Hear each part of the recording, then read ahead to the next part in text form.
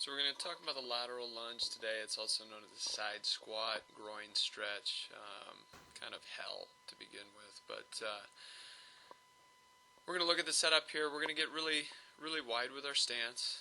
We're going to straighten that trail leg, hands up just like we do a chair squat. Drive out with the knee, back with the hip, up with the chest. So this is why we kind of call this a side squat too, because we really want to reinforce the principles of our squat, but isolate on one leg.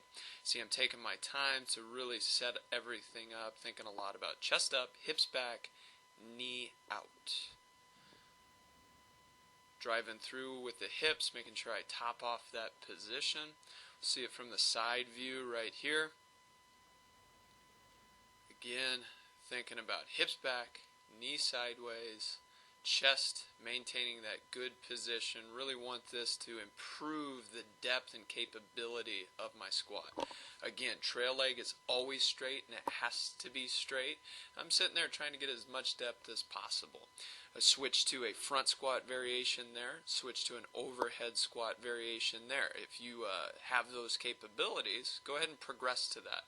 But early on with arms straight out, it's more like the back squat. Here I'm going to focus again on the front squat. Again, knee out, hip back, chest up, trying to make sure I'm opening everything up from my hip capsule. Now we'll see some errors here. A lot of times people will start a little bit too narrow. You'll see I'll run out of room here really fast and have to start compensating, driving that knee into internal rotation, taking the torso over the top. The other variation is way too wide. I can't get my knee out into that position. You'll have to figure it out on your own. If you feel like you're running out of room, you're probably too narrow. If you feel like you can't get that knee out far enough, then you're too wide. It's too narrow right there. This one, it's a good stretch, but you can tell that that's not really a realistic position that's going to filter into my squats.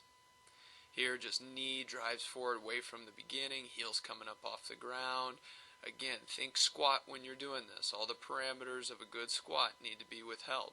Pancaking there, so torso's coming over way too much. Avoid any of that. Again, there's that knee in position.